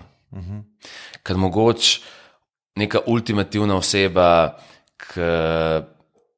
recimo, da Buda ni potreboval epic life. Epic life potrebuje nekdo, ki ne more sedeti sam s sabo, ampak gre sam s sabo sedeti, dneve, tedne, mesece. Tako da to je mogoče tak dis samemu sebi, ki malo analiziram. Ok, zdaj lahko grem na nek hud trip po džungli za 1 mesec, ampak a je to zato, ker bi kam pobegnil? Ker če je, a je to po smislu, a res rešim karkoli s tem. Tako da zdaj probam res biti zelo conscious z vsemi dejanji, ki jih v lifeu delam. Ampak moja druga stran, ki sem ti jo tudi že parkrat kazal, pa so parkrat o tem govorila, je to, da probam na nek način biti pa zelo tudi kvantitativen pa analitičen pa svojemu lifeu. Ena stvar, kar sem opazil, je, da če sem, recimo, da imam slab dan, se bom lažje spomnil slabih dni v preteklosti, koliko dobrih. Ko sem zelo hvaležen, se bom najlažje spomnil dni pa stvari, za katere sem ful hvaležen. In teže sem spomnil mogoče nekoga, ki sem mu pa nekaj zameril. To pomeni, moj spomin je odvisen od počutja, v katerem sem ta moment. In recimo... To je realnost tudi pol, ne? Posledično. Ja, to je zate pol realnost. No? Obarval realnost. ena stvar, kaj sem jo naredil, in da 2 leti že, 2 leti ali že več, spremljam vsak mesec čez prst, da rečem, koliko sem bil happy ta mesec. Kaj je tako ful težko, pa happy ni prava beseda. Happy slash, koliko sem čutil nekega well-beinga slash, koliko sem se dal... Pozitivnih občutkov, emocij. Ja. In zelo težko je zadati neko ceno. Ampak res probam reči, ok, čez prst, koliko? In probam dati kvantitativno rečem, ok, to je bilo pa od 1 do 10, ta ocena. In pol v teh 2 letih iščem pattern, kaj vpliva, da je ta ocena višja, kaj pa nižja. Zato, ker ne vem, kak je pa te, ampak jaz se zelo težko spomnim, a sem jaz lani, recimo, prvih 6 mesecev, kak sem se jaz počutil v svoji koži 6 mesecev. Če se jaz zdaj počutim dobro, rekel, ne, jaz sem se skozi dobro počutil. Samo tako, zih sem imel kak teden, ko sem imel kakšne dvome, ko sem bil brez energije in to probam malo zapisati, da bi prepoznal te vzorce. In recimo, mogoče kaj sem se naučil oziroma kjer vzorce sem prepoznal. Prepoznal sem in kaj sem se recimo, prva stvar, ki sem se ven iz tega naučil je, če si kdo postavlja cilje, si postavljamo cilje, kaj hočemo v lifeu dosežiti, dobiti, pridobiti, zato se te goal settingsi uporablja. To je nek tool, da ti začrtaš, kaj hočeš dobiti v life ali pa kdo hočeš postati. Se mi zdi, da vsaj jaz sem pa dosti premalo se ukvarjal z stvarmi, kaj pa zame zelo pomembno, ker že imam, pa nočem zgubiti. Zato, ker neka nova stvar, ki bo prišla v moje življenje, bo zelo malo, če sploh vplivala na to moje happiness / počutje, navzgor, medtem, če bom zgubil nekaj, kar mi je zelo pomembno, pa sem mogoče pozabil, ker sem se fokusiral na sam stvari, ki jih nimam, bo pa to imelo velik impact na negativno. To je mogoče ena stvar, ki sem opazil skozi to trekanje, ki je bila zelo zanimiva. Tako da zdaj razmišljam o tem, ne samo o ciljih za life, ampak tudi o anticiljih. To pomeni, kaj pa je, kaj pa Charlie Munger, partner od Warren Buffetta, je rekel enkrat ful dobro. Povej mi, kje bom umrl, da nikoli ne grem tja. Zakaj? To ne razumem. Če veš, kje se bo prav smrt zgodila? Naj bi Charlie Munger to rekel zelo, on je dejansko mislil fizično, da mi povej, kam bom šel, če bom tam umrl, da tja ne grem, ampak pol je Warren Buffett to rekel, to je ful dober tako za investment pa za life.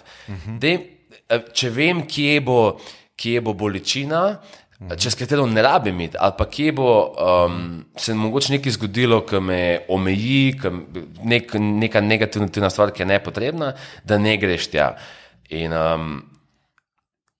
redko kdaj vidim, da je nekdo nekaj dobil ali pa dosegel, pa je to spremenilo njegov happiness level dramatično navzgor, medtem ko dostikrat vidim, da je nekomu ta level padel, zato ker je izgubil nekaj, kar je že imel, pa mi je bilo zelo pomembno, pa sploh ni vedel, koliko mi je to zelo pomembno. Tako to je mogoče ena stvar, ki sem v zadnjem letu veliko o tem razmišljal. Da je v bistvu skill hkrati vedeti, kam bi šel, pa hkrati, kaj je pa že tle, ker imam, pa mi je pomembno, ali pa kaj moram paziti, pa da se mi ne zgodi. Ja, to je zanimivo. Jaz mislim, da je tukaj tudi lahko nek pain. A veš, se pravi, ti imaš neke stvari, ki se jih bojiš zgubiti. Ampak to se bo zgodilo. Ja. Že live boš zgubil. Ne vem, če je point, da mislim, da nisi hotel reči, da se jih bojiš zgubiti, ampak mogoče samo, da se jih zavedaš, koliko so pomembne, ali pa da hkrati delaš na tem, kot delaš pri ciljih na tem, da nekaj dobiš, da pri enih stvarih delaš, da jih ne dobiš. Da jih ne dobiš, ali da jih ne zgubiš. Oboje. Okay. Ja, jaz recimo to, kar si rekel, da si trekaš za nazaj, kako sem se počutil lani prvih 6 mesecev, probam razmišljati pri sebi, zakaj tega ne delam, pa sem prišel, prva ideja je bila zato, ker mi ni pomembno, kako sem se počutil, Ker zdaj greva lahko, mogoče boš ti rekel, argument je ta, ne? Jaz moram vedeti, kaj delam, pa kako se počutim. Zato, da več delam stvari, da se dobro počutim. Ne? Mogoče, bi to rekel. Se pravi, zdaj hodim v gym vsak dan. Aha, in pol vidiš, takrat, ko sem hodil v gym, se boljš počutim. Takrat, ko se več družim s prijatelji, se boljš počutim. In pol se malo naučiš, kaj moraš delati. To, ali pa tudi, recimo, bil sem na Vipassani in za nazaj, ko bo zdaj gledal ti 5 let za nazaj, še rekel, ja, dobro, ok, dajmo zdaj pogledati, kaj se je dejansko dogajalo. A sem jaz lahko kje kvantitativno številkami videl pattern, pa se je res nekaj začel drugače dogajati po Vipassani. Jaz bi rekel na to, da je mogoče statistično čist premali vzorca, lahko delaš v bistvu cel life to, pa delaš skozi napake, zato ker imaš samo en vzorc. A veš, sam sebe imaš. Drugo, kar bi pa rekel, je, da mi kot society iz vidika vede psihologije, mi vemo, kaj povzroča happiness. Mi to vemo. Itak. Se pravi, dobra hrana. Tako. Premikanje, connection z ljudmi, nek meaningful work, dobro spanje. Verjetno sem še kaj pozabil, ampak če teh 5 stvari delaš, po moje ne rabiš, da je, a ne. So še ostale stvari. Ampak mogoče bolj vidiš na svojemu primeru, pa lažje to živiš, pa dojameš. Mogoče to razlog. No, tako sem rekel, če bi si rekel, jaz ne vem, kaj bi izvedel, ker jaz to takoj vidim, recimo, iz tedna v teden, po feelingu, brez da imam zapisan. A veš, jaz zdaj, ko tole ustvarva, ko bom zaprl, bom jaz dobil malo raš in točno vem, da je serotonin. Ni dopamin. Ni dopamin. Točno vem, da je serotonin. Grem na fitness, grem v savno, tam meditiram, prejem zvečer domov, se družim s punco, to je tudi serotonin. Vem, in če bom konsistentno delal to, bom srečen. Če pa se jaz ukvarjam s preteklostjo in prihodnostjo, pa jaz vem pri sebi, da bom manj srečen. Bolj, ko znižujem ta razmišljanje, bolj, ko ga delam ostrega na zdaj, na čas now, bolj sem srečen. Manj razmišljanja o čemerkoli. In kaj imam pri ciljih jaz to, ne? Zato ne maram, ko mi kdo reče, mlajši mi zdaj tako rečejo, kaj imaš kakšne cilje? Veš, jaz imam ful cilje, jaz sem 20 let star, pa zdaj ne. Jaz tako, nehal sem se ukvarjati z stvarmi, ki so več kot 1 let. Ne ukvarjam se. Ne vem, kje bom, ne vem, kdo bom, ne vem, kaj si bom takrat želel. In to, da zdaj to opredeljujem, mogoče me lahko pahne na pot, po kateri bom hodil in se bom že 100krat spremenil, ampak bom še vedno slepo hodil po neki poti. Recimo grem medicino študirati. Kaj sem pa ciljih opazil je, da tako kot pa pri vseh stvareh, pač mogoče za nekoga lahko zelo koristno, pa se lahko zelo pomaga v življenju. Medtem, ko bo drug zelo anxious zato, ker si bo postavil neke cilje in ga bo skozi pravil, a bom zdaj res dosegel, potem ne bo dosegel, pa bom slabo vest. Tako da se tle preva spet mogoče na začetek, ker sem rekel, da moje prepričanje je to, da ne raste ena rožica, ki pozdravi vse probleme tvojega lifea. In da je mogoče šar life, da najdemo, to pa še skupaj, kladivo pa žebelj. Ampak samo zame. Žal lahko samo zame rečeš. Jaz sem doskrat, ko gledam za nazaj, pa zdaj se mi doskrat zgodi, da pa rečem, jaz sem to dvoje dal skupaj. Zdaj za vse je isto. Pa dobro, Klemen, ti tudi. To lahko doskrat napako narediš. Veš, kaj sem zdaj, na nek način me zelo fascinirajo zanimiva obdobja v zgodovini. In zdaj sem na tvojem Netflixu pogledal to serijo dokumentarcev, ki so obarvali drugo stanovanje. Zdaj spet neko novo serijo ven. In pa sem padel v ta spet nazaj. In v bistvu me čisto iz sociološkega vidika zanima, kaj se je takrat res dogajalo s tem folkom. In pa sem padel iz dokumentarca v dokumentarc, pa sem bil na letalu 12 ur in tja, pa nazaj. No? In pa sem gledal dokumentarc, fun fact, veš, koliko je bilo SOS-ovcev v drugi svetovni vojni? SS-ovcev? Ja. Ne vem, malo, 10 000. 800 000. 800,000. Jaz veliko še manj. A ni to special force, da to ni To cela je- vojska je bila pač nemška vojska, pa oni so bili pa specialci. Paramilitar, Aha, okay. 800,000. 800,000. Aha, okay, No, zanimivo. in kaj se je zgodilo, da skoraj nobenemu niso sodili po drugi svetovni vojni. Več razlogov. Ampak bolj je bila ta zanimiva stvar, da kar naenkrat smo se 10 let nazaj odločili, da jim pa zdaj soditi. In to so zdaj detki stari 90 let, 100 let. Pa se je en case odprl v Ameriki, v Nemčiji in pa so v bistvu kar naenkrat se spomnim in pa je bil trend, dajmo zdaj najti te detke, ki že 50 let normalno živijo life po drugi svetovni vojni, dajmo jih zdaj najti, pa jim dajmo soditi za nazaj. No in en gospod je priznal, da je bil v taborišču in so ga vprašali, če si zasluži iti v zapor in je rekel, da je povedal vse, kar je naredil, naj pa oni odločijo, če je to za zapor ali pa ne. Ampak najbolj fascinantno se mi je zdelo, v tej sobi so bili Židje, ki so bili v tem taborišču in so preživeli. To pomeni, v isti sodni dvorani je bil nekdo, ki je bil na strani žrtve in nekdo, ki je bil na strani teh paznikov, ki so delali velike zločine. In potem so delali intervjuje in sem videl jezo v vseh teh starih mamcah, vse so bile stare nad 80 let, vse stare mamce, jeza, žalost, ker ni šla stran, po vseh teh letih ni šla, mogoče bi lahko celo kdo rekel, da je rasla, ne da šla stran, da je rasla, na kar pride ena gospa, mala gospa, začne razlagati svojo zgodbo, da je prišla v taborišče z svojo sestrico, dvojčico in mamo. In dvojčice so imeli zelo radi, ko so delali na njih preizkuse.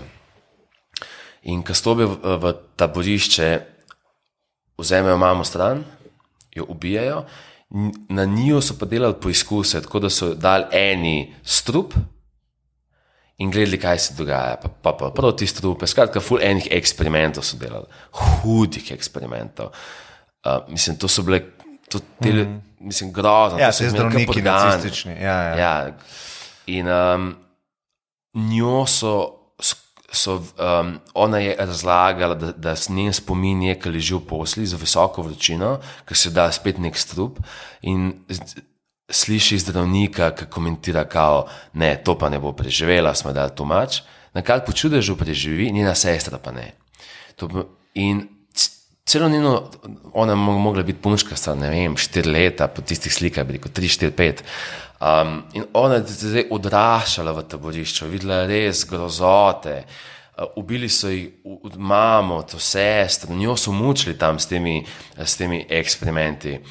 In tudi fizično se poznajo posledice na te gospe, mala, vidiš, da ni vse ok. In pride v to dvorano, nasmejana, pozitivna in objeme tega gospoda, ki je bil paznik in reče, oprostim ti. In videl sem hejt vseh ostali, kako je lahko ona mu rekla, da mu oprosti, medtem ko je on bil zlom človek. Ampak če gledaš te intervjuje, vidiš, da ona je bila edina, ki je živela life. Ki je bila svobodna v bistvu. Čisto svobodna. In ga objeme, da mu on niti vstati ni mogel, ona pride, predskakla do njega, objame in reče, oprostim ti. Tako, wow, kjera moč. In pol pravi, to je bil edini način, da sem jaz zmagala to. Itak. Sej, če poznaš mojo neverovanje v svobodno voljo, ne?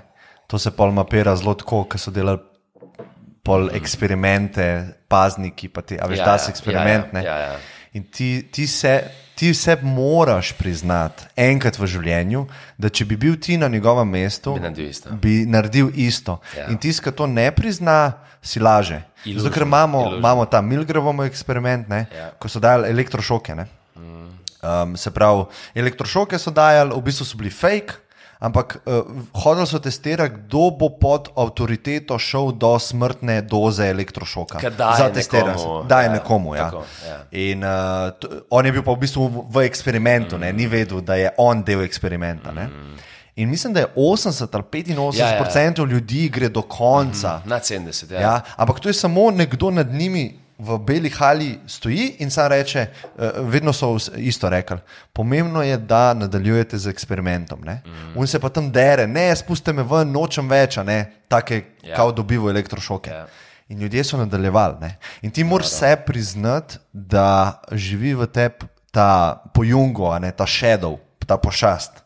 In tisti, ki se ne prezna to, živi v iluziji. In zato tudi ne moreš ljudem oprostiti, ker misliš, da si ful boljši od njih, ali pa da ti v tej situaciji ne bi bil takšen. Ja, res je. In vemo, da ni tako. Res je. Videl sem tudi zelo zanimiv dokumentacije bil. A si kdaj slišal za Ivan The Great? Ne, Ivan the Grozni. To sem mislil. Ja. Kaj je natikal glave na kole, ne?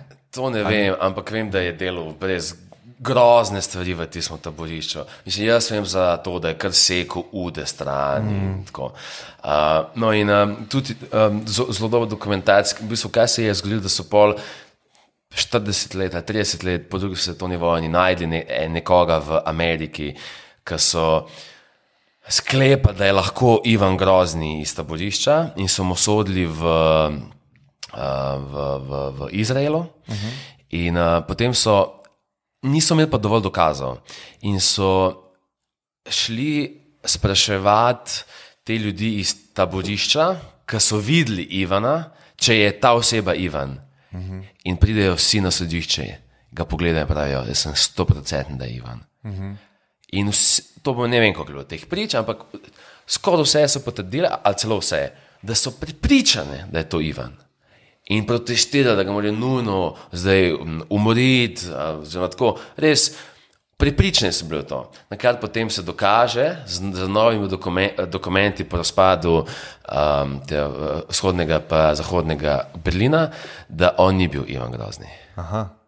Kar vidiš, kako so ljudje rabili nekoga, da da krivdo nam. Sem mislil, da boš rekel, da je bil ta social pressure, a veš, ta čredni nagon. Malo je bilo to, ful si dobro opazil. Ja, po mojemu je bilo malo tega v kombinaciji s tem, da zmeri, ko ljudje iščemo enega krivca zunaj nas za nekaj, kar se je zgodilo. Moraš najti, kar iščeš, neko razlago. Za ta čredni nagon je ful zanimiv eksperiment, ko so v čakalnici ljudje in vsi so igravci, razen en, in on pride noter in ko zvonček pozvoni, vsi ustanejo. In on tako gleda, zakaj vsi ustanejo, pa se vsi usedejo nazaj. In spet zvonček, In pol tretjič on ustane. Začne ostajati. Ja, sploh se ne sprašuje, zakaj. Zanimivi smo ljudje, koliko greš kar. Ja, res je. Tako da, zelo me fascinira razumeti ljudi v ekstremnih situacijah. Ker pol se ene zablode, v katere verjamejo, malo zadušijo. Ti si bral ono knjigo Bear Grylls, ne? Od Beara Grylsa? Ja, o najbolj neverjetnih zgodbah, o preživetju. Ja, tista je sik. A si gledal dokumentacijo od Bill Gatesa? Na Netflixu, ja. In? Všeč mi je bil. Mislim, ni mi bilo tako neki full novega, ampak... Veš, kaj je najbolj zanimiva stvar pri Bill Gatesu, ki bi rad bolj implementiral v življenje?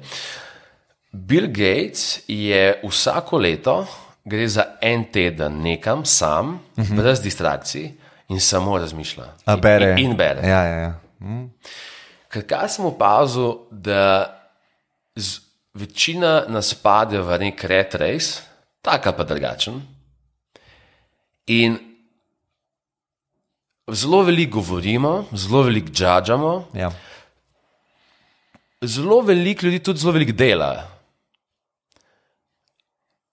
Ampak malo ljudi, in to se mi zelo podcenjeno, brez distrakcij razmišlja. Globoko razmišlja. Ne judža, ker zelo veliko ljudi judža. To je lažje, kot razmišljati. In se mi zdi, da je to nekaj, kar je zelo podcenjeno danes v svetu. No in na tem seminarju, ki sem zdaj bil v Ameriki, se mi je zelo zanimivo. To je en kid, ki je 80 star, ali že ima več, star gospod, ki je govoril, da ima na urniku, da je bil mulc, je imel investment meeting s potencialnim investorjem, ki je bil najbogatejših ljudi v Kaliforniji takrat.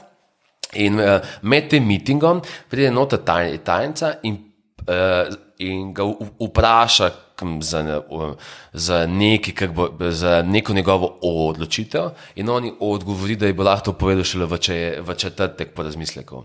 In pol ga je vprašal, kako to misli šele v četrtek in je mu ta gospod povedal, da on si schedule, to bi da na urnik vnaprej, time slote, kjer bo samo razmišljal. In to on zdaj dela že 40 let. Kaj se mi je zdaj zelo zanimiv habit, da si ti daš v koledar par ur na teden, kjer boš res globoko razmislil o enih stvareh. Ja, ta koča od Bill Gatesa se mi zdaj, mislim, bi sigurno pri sebi rad implementiral. Ne? Mogoče bi kombiniral z meditacijo, pa branjem, pa vse skupaj, a veš, da si res nekje na samem, ne? Pa se malo poglabljaš noter. Jaz dobim full idej tik po meditaciji, ne? Ko grem v savno, umirim prijem ven, potem pa začnejo full dobre stvari prihajati. Ne? Ker verjetno bolj čist ne? Jaz sem to kočo sceno probal parkrat s frendi, še en mesec nazaj in sem videl, da je res da gre sam. Ja. Pa jaz mislim, da niti kuhati ne smeš sam. Aha. Ti moraš imeti nič distrakcij in nič zadelati.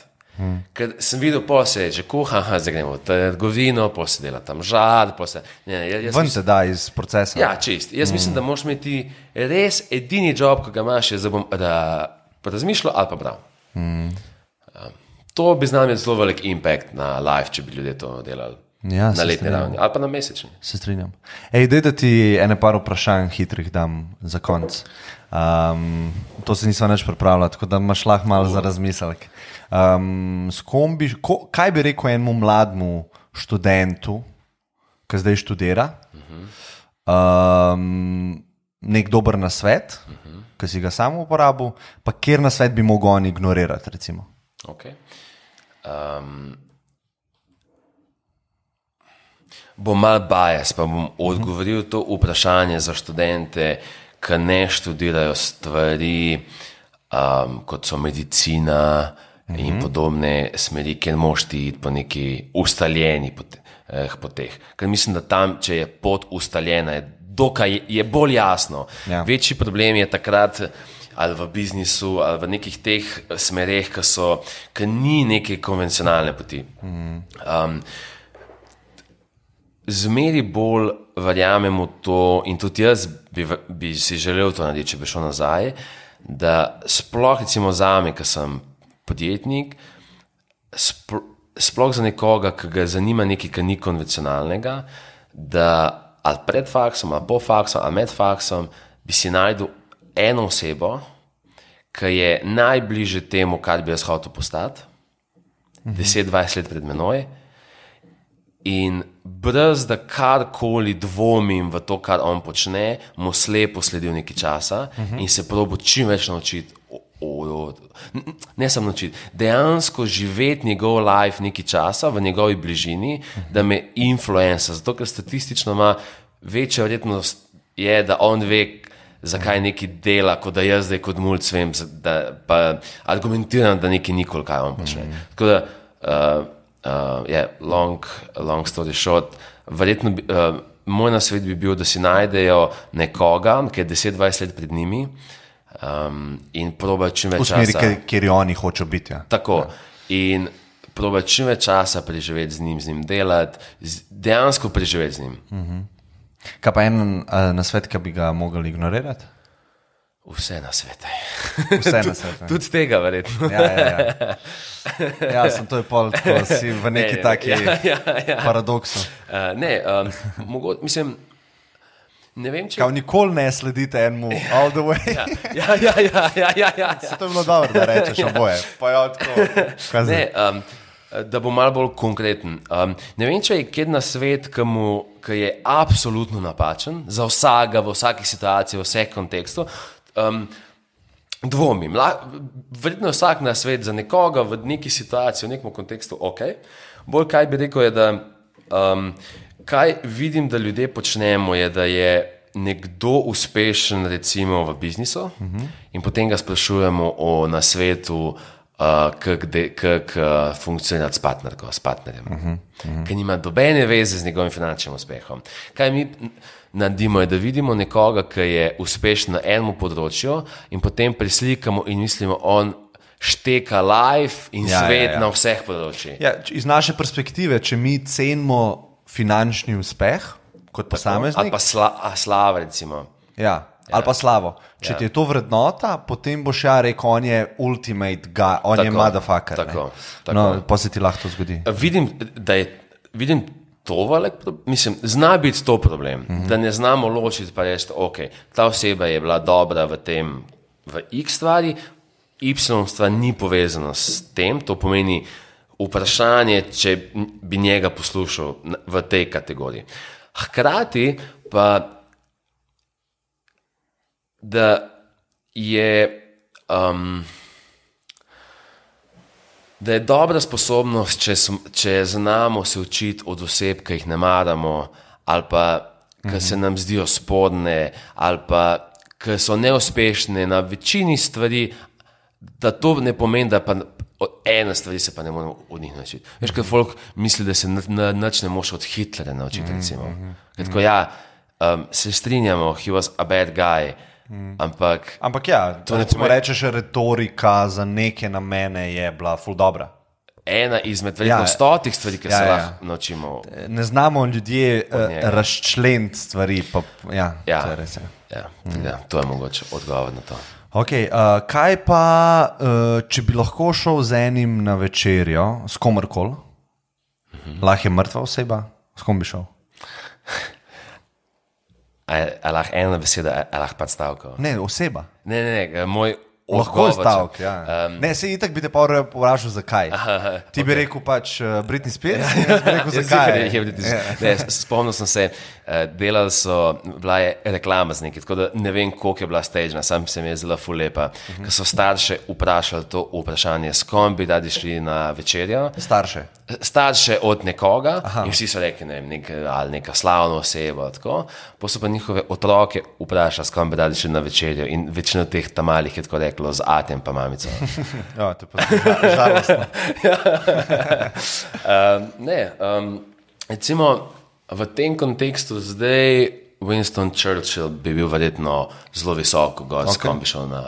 Zakaj? Ker si gledal, pa kako je bil, kako je on vodil vojno. Par stvari je imel on zelo zanimivih. Sej zelo malo še vem o njem, ampak recimo, on je imel zelo veliko hobijev. Recimo, imel je čas slikati. Pit. Ja, peticijo. Pa zelo dobro je funkcioniral pod pritiskom in me to zelo zanimalo. Stresne situacije. Pa njegov decision making proces bi me zanimal. To je bil zelo zanimivo vsega. Ampak to je zdaj v kontekstu, ko sem glih v tem tednu raziskal, tako da zaradi tega mi je lahko podala oseba. Ampak tako čist overall bi bil še definitivno kak predsednik, oziroma nekdo, ki je bil v katerikoli času v zgodovini zelo visoko v vodstvenem položaju tega sveta. To je definitivno ena oseba, ki je bilo zelo zanimivo se z njo pogovarjati. Ja, to vprašanje mi je ful zanimivo, ker ful zveš, a veš, ker ti v bistvu s tem vrednote svoje sporočaš, ne? Kaj v bistvu najbolj vrednotiš, glede na to, kaj eni v zgodovini, ki so največ imeli teh vrednot. To mi je vedno ful zanimivo vprašanje. Hej, thanks za vse. Hvala tebi. Srečno. V bistvu še nekaj. Šele zdaj sem videl, ko me folk sprašuje, pa ko folk komentira, koliko velik impact imaš s tem podcastom. A res? Tako da, mislim, jaz imam sam feeling tako, kar meni reče, sam vedno imam feeling, samo meni reče.